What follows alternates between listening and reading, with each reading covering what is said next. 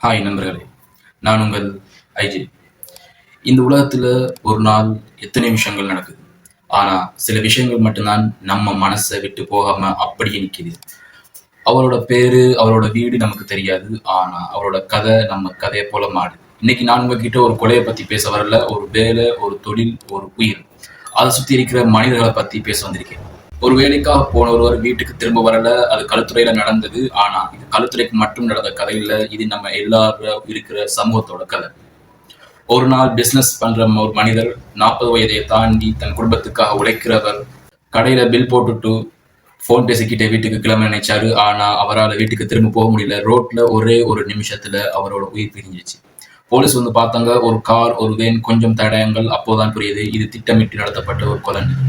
2 நாள்ல 2 பேரை போலீஸ் பிடிச்சாங்க. ஒருவர் பிளான் பண்ணியிருக்கார், இன்னொருத்தர் அதுக்கு உதவி பண்ணியிருக்கார். அவங்கள பிடிக்கிறப்போ அவங்க கிட்ட இருந்து போதைப் பொருட்கள் பறிமுதல் செய்யப்பட்டிருக்கு. இந்த கொலைக்கு பின்னால ஒரு பெரிய நெட்வொர்க் அல்லது கேங் இருக்குன்னு சொல்றாங்க. இறந்தவங்க போலீஸுக்கு ஏதோ ஒரு ரகசிய தகவல் சொன்னார், அதுதான் இதுக்கு காரணம்னு சொல்றாங்க. நீங்க கொஞ்சம் யோசிச்சு பாருங்க. ஒரு மனிதர் ஏன் கொல்லப்படணும்? அவர் யாரையும் கொலை பண்ணல, அவர் திருடல்ல, எப்பவும் சிரிச்ச முகத்தோட இருக்கிறவர். ஆனா அவர் பேசினார் அப்படிங்கிற ஒரே காரணத்துக்காக அவரோட உயிரை எடுத்திருக்காங்க. நமக்குள்ள ஒரு கேள்வி தோணுது இல்லையா? நான் உண்மையை பேசினா நாளைக்கு எனக்கும் இது நடக்குமா? இந்த பயம்தான் இப்ப நிறைய பேருக்கு இருக்கு. கடையை திறக்கிற ஓனருக்கு இருக்கு, ஆட்டோ ஒரு அண்ணனுக்கு இருக்கு, ஸ்கூலுக்கு போற பிள்ளைகளுக்கு இருக்கு.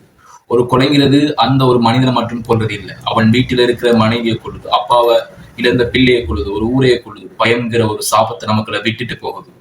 நாம யாரோட பேரையும் சொல்ல போறதில்லை, ஆனா அவர் ஒரு குழந்தைக்கு அப்பா.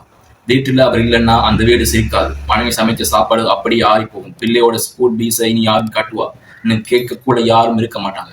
ஒரு மனிதர் சாகுறான்னா அங்க ஒரு வீடே சாகுது, ஒரு கனவு சாகுது.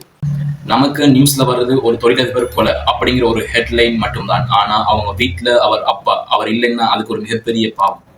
நாம ஏன் இதை இப்படி பார்க்காம விட்டுருக்கோம்? பெரிய பெரிய ஹெட்லைன்ஸ்க்கு நடுவுல அந்த மனிதனை நாம மறந்துடுறோம் இல்லையா?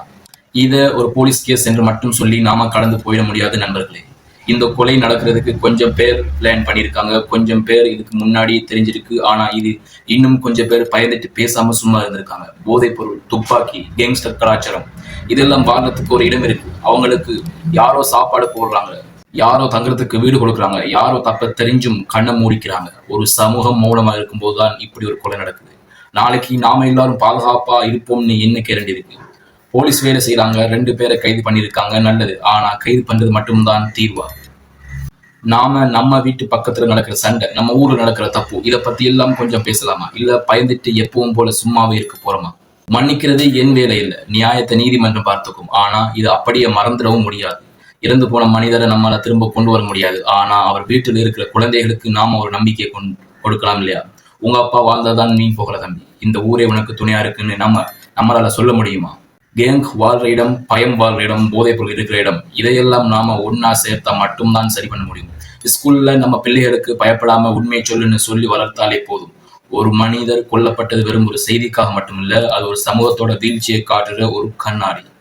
இந்த கதை இதோட முடியல நண்பர்களே. நாளைக்கு இது நம்ம ஊர்ல நடக்கக்கூடாது, நாளைக்கு நம்ம வீட்டுல நடக்கக்கூடாது. ஆனா அப்படி நடக்காம இருக்க நாம இப்ப என்ன பண்ணிட்டு இருக்கோம்? நியூஸ் பார்த்துட்டு ஐயோ பாவம்னு ஒரு நிமிஷம் கவலைப்பட்டுட்டு அடுத்த வீடியோ பார்க்க போறோமா? இல்ல நம்ம குழந்தைகளுக்கு பயமில்லாம வாழுங்கன்னு சொல்லிக் கொடுக்க போறோமா? ஒரு உயிர் போயிடுச்சு, அதை திரும்ப கொண்டு வர முடியாது. ஆனா அது ஒரு பாடமா வச்சு இன்னும் 10 உயிர்களை நம்மளால காப்பாற்ற முடியும். இது களுத்துறை கதை மட்டுமில்ல, இது நம்ம ஊர் கதை, நம்ம கதை. நன்றி நண்பர்களே. இந்த வீடியோ யாரையும் குற்றம் சாட்டுறதுக்கு இல்லை, யார் மனசையும் கஷ்டப்படுத்துறதுக்காகவும் இல்லை. ஒரு உயிருக்காக நாம கொடுக்குற மதிப்பு இது. நம்ம சமூகம் யோசிக்கிறதுக்காக கொடுக்குற ஒரு விஷயம். ஒரு நிமிஷம் நீங்க என்ன நினைச்சீங்கன்னு கமெண்ட்ல சொல்லுங்க. பயப்படாம பேசுவோம், பேசினா தான் மாறும். நன்றி, வாழ்க. நான் உங்கள் ஐஜே.